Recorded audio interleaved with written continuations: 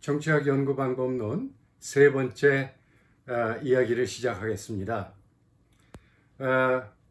지난 두 번에 걸친 그 강의에서는 정치학 연구 방법론을 왜 우리가 공부해야 되는가, 연구 방법론을 습득함으로써 우리가 얻을 수 있는 소득이 무언가에 대해서 논의해 보았습니다. 지난 두 번의 강의를 우리가 간단하게 요약을 해보자면 이렇습니다. 정치학 연구뿐만 아니라 모든 과학적 연구는 결국 수수께끼 푸는 작업이다.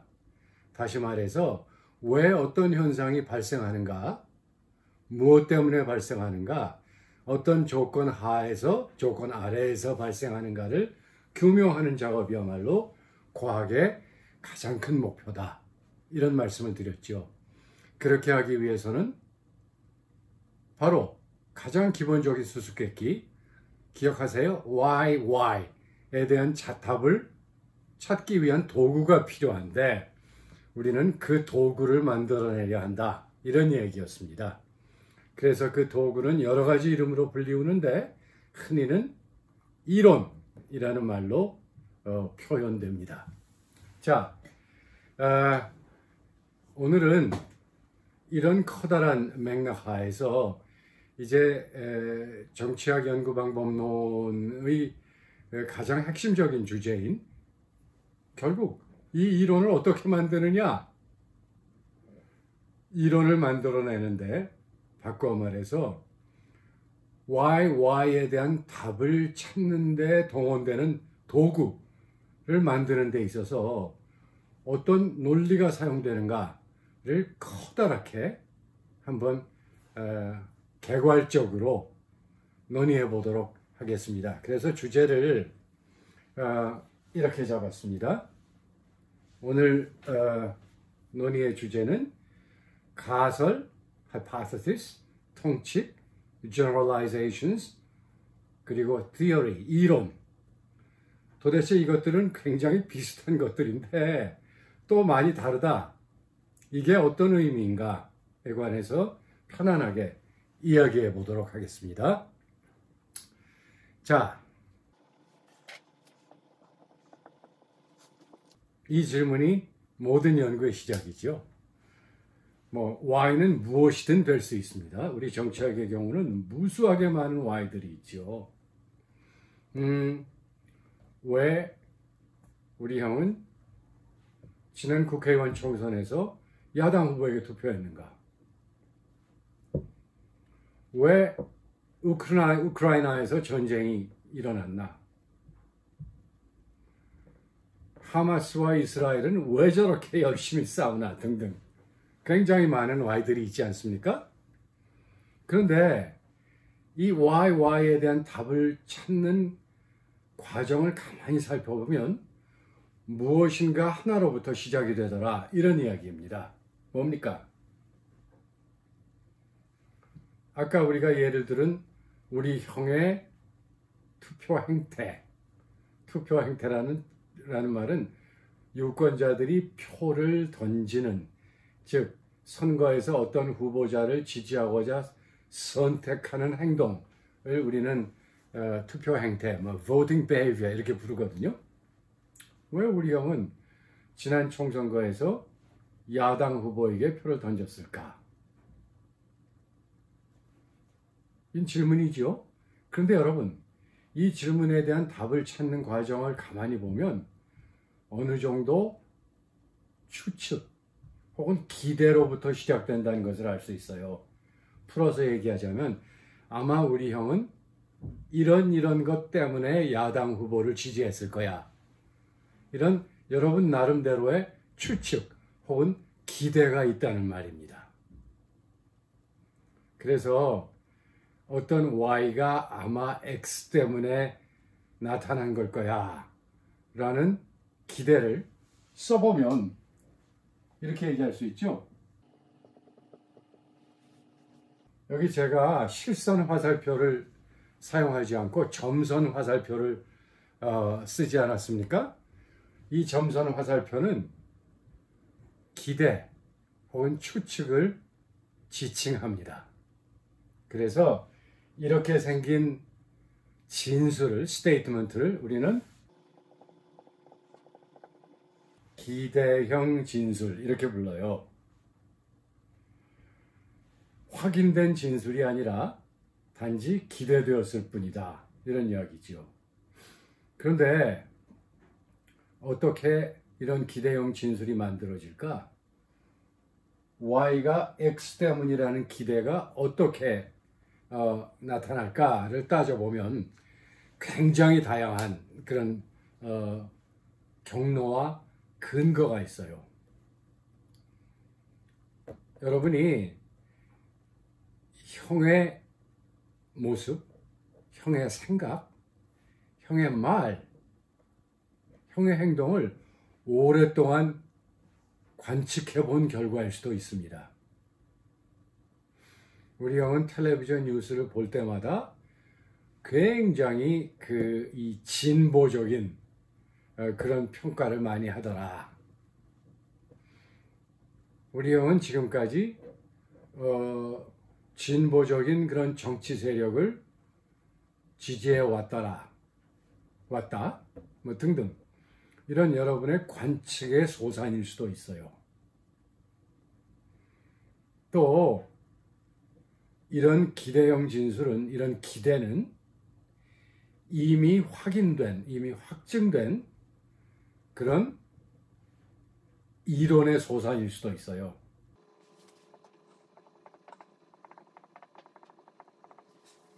X-는 Y-를 불러일으키더라. X2-2-는 Y2-를 불러일으키더라. 이런 사례들을 많이 우리가 모을 수가 있단 말이죠. 여기서 dash는 어떤 의미를 갖느냐 하면 구체적인 사례를 말합니다. 그러니까 X가 Y를 불러일으키는 사례들이 여러 개가 있다는 얘기죠. 이로부터 우리는 적어도 내가 관측한 사례에 관한 한 X가 Y를 불러일으키더라 라는 지식 혹은 이론을 갖고 있다고 한다면 우리 형의 Y도 역시 X 때문에 나타난 것이 아니겠느냐, 이런 추측을 할 수 있다는 말이죠. 이처럼 이미 만들어진 지식, 이론이라고 해도 좋습니다. 혹은 오랫동안 진행해온 내 관측의 결과 등등 이런 근거로부터 우리는 기대형 진술을 만들 수 있어요. 어떤 예가 있을까요? 제가 현직에 있을 때 대학원생들과 같이 꽤 맥주 많이 마셨습니다. 제가 은퇴할 즈음에서는 이제 몸이 따라주지 않아서 거의 술을 마시지 않았습니다만, 말이 좀 어폐가 있나요? 젊었을 때 30대, 40대, 50대에는 꽤 술 많이 먹었습니다. 그런데 대학원생들 혹은 학부생들과, 주로 대학원생들이었죠, 과 같이 맥주집에 가서 이제 이야기도 하고 또 맥주도 마시고 하다 보면 어떤 학생의 소위 행동 패턴이 보이지요. 제가 술 마시면서 만난 대학원생들 가운데 가장 저를 곤란하게 만든 학생들은 취하면 우는 학생들입니다. 물론 술을 마시게 되면은 긴장이 완화가 되고, 그래서 감추었던 나의 정서, 감성이 그냥 폭발할 수가 있기 때문에 충분히 울 수도 있어요. 그런데 여러분 짐작하시겠지만 술 먹고 엉엉 우는 사람과 계속 앉아있기란 여간 힘든 일이 아닙니다. 고역입니다. 그래서 A라는 학생이 지난번에 술 먹고 울었다. 그전에도 그러더라. 또 그전에도 그러더라. 이렇게 많은 사례들이 축적이 되는 거죠. 그로부터 자, 오늘 7시에 이제 외대 앞 학교 앞 맥주집에서 대학원생들을 만나 이제 재미있게 이야기도 하고 맥주도 마실 텐데 A가 온다. 그러면은 어떻게 할 수 있습니까? 야, 이 친구가 오늘도 술 좀 먹으면 울 거야 라고 뭐 할 수 있습니까? 추측 혹은 기대할 수가 있는 거죠. 오케이? 또 정치 과정론, 뭐 비교 정치론, 뭐 한국 정치론 이런 과목에서 쓰는 교과서를 읽어보니까 이런 얘기가 있다는 거예요. 정당 선호가 후보자 선택을 결정한다. 어떤 정당을 좋아하느냐 혹은 지지하느냐에 따라서 국회의원 선거 혹은 대통령 선거에서 특정한 후보를 지지한다. 자신이 좋아하는 정당이 내놓은 후보를 지지한다는 얘기죠. 그래서 PP, 정당 선호가 candidate choice, 후보자 선택을 이야기한다. 이런 이론이 책 속에 있었다는 얘기죠. 그러면 자, 우리 형은 지금 야당, 제일 큰 야당은 더불어민주당 아닙니까? 더불어민주당을 선호한다는 거예요. 그러면 어떻게 얘기할 수 있어요? 내가 책 속에서 만난 그런 이론이 맞는다면 다음 4월 총선에서 역시 민주당 후보에게 투표할 것이다 라고 기대할 수 있지 않습니까? 그래서 정치학 연구에 있어서, 과학적 정치학 연구에 있어서 수수께끼 푸는 작업은 사실 이런 기대로부터 시작된다. 이런 뜻입니다. 더 정확히는 기대형 진술을 만들므로써 시작이 된다.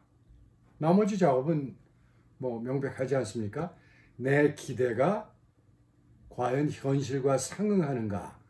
기대와 현실의 상응성을 찾아보면 되죠. 그래서 상응한다면 내 기대가 역시 맞았구나. 이런 얘기를 하는 거죠. 그래서 이런 기대형 진술,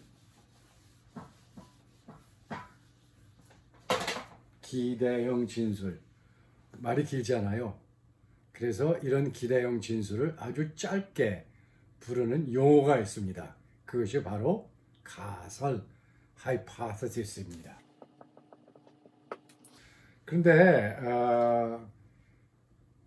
어떤 학생들은 가설과 또 다른 비슷한 용어를 혼동하는 그런 경우가 있습니다. 그게 바로 가정입니다. 가정. 우리가 가설을 hypothesis라고 부르지 않습니까? 가정은 assumption이라고 불립니다. 자, 차이가 뭐냐? 가정은 받아들이거나 받아들이지 않거나 이렇게 됩니다. 그러니까 일종의 전제를 말하죠. 가정은 절대로 옳은가 틀린가를 따져보지 않아요. 받아들이느냐 거부하느냐 이 차이일 뿐입니다. 그러나 가설은 검증됩니다. 다시 말해서 과연 현실 세계의 모습과 내 기대가 일치하나, 서로 들어맞나, 상응하나를 따져보게 마련이죠. 우리는 그 따져보는 작업을 일컬어 가설의 검증이라고 표현하죠. Testing hypothesis. 그러나 가정은 검증하지 않습니다. 수용하거나 거부할 뿐이죠. 사실 우리의 삶은, 우리의 일상생활은 굉장히 많은 가정에 근거하고 있죠. 그 가정을 우리는 검증하지 않아요. 뭐가 있을까요? 굉장히 많은데 사람은 죽는다. 모든 생명체는 결국 죽는다. 이건 가정이에요. 물론 그 가정을 거부하는 사람은 드물죠. 그러니까 이런 식이 되는 거죠. 모든 생명체는 결국은 사멸하니까, 이런 전제 위에서 이야기를 진행하는 겁니다. 우리 영원히 살 수는 없잖아요. 그러니까 어떤 사람이 모든 생명체는, 인간을 포함한 모든 생명체는 결국 일정한 시간이 지나면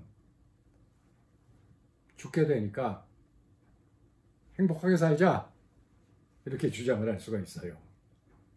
그러나 가설은 모든 생명체는 아마 죽을 거야, 이런 기대형 진술의 형태를 취하고 있다는 겁니다. 그래서 이야기를 정리하자면 결국 과학적 연구는 가설을 만들므로써 시작이 된다. 가설은 내가 던진 수수께끼 why, 왜 Y가 발생하지? 무엇이 Y를 불러일으키지? 어떤 조건 하에서 불러일으키지? 이런 질문에 대한 답을 찾기 위한 첫 번째 단계가 바로 가설을 구축하는 일입니다.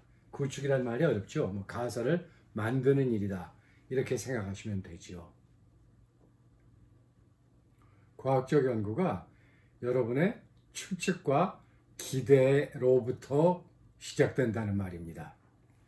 그리고 우리가 좀 전에 얘기했듯이 이런 기대는 여러 가지 근거로부터 나오지요. 이미 우리가 타당한 것으로 받아들인 지식들, 이미 만들어진 이론들로부터 가설이 나올 수도 있고, 또 오랜 기간에 걸친 아주 면밀한 관측으로부터 나올 수도 있고, 또 지금까지 내가 획득한 아주 방대한 지식을 기반으로 나올 수도 있죠. 그것을 이 서양 사람들이, 영어를 쓰는 사람들이 아주 재미있는 말로 표현을 하는데,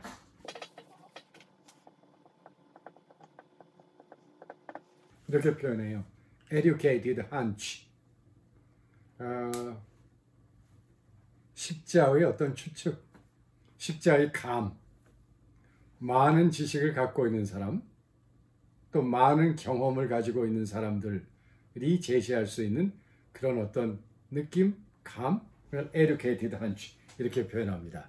그래서 여러분의 가설은 연구 대상에 대한 면밀한 관측으로부터 나올 수도 있고, 또 이미 만들어진, 이미 구축된, 이미 타당한 것으로 받아들여진 그런 지식들, 주로 이론으로부터 가설을 끌어낼 수도 있고, 또 그런 것이 없을 경우 educated hunch, 배운 자의 감으로부터 나올 수도 있다. 이런 얘기가 되겠죠. 그래서 첫 번째 결론, 과학 연구는 수수께끼 풀이 작업인데, 수수께끼 풀이 작업은 기대형 진술, 즉 가설을 만드는 것으로부터 시작된다, 이런 뜻이 됩니다. 조금 쉬었다 할까요?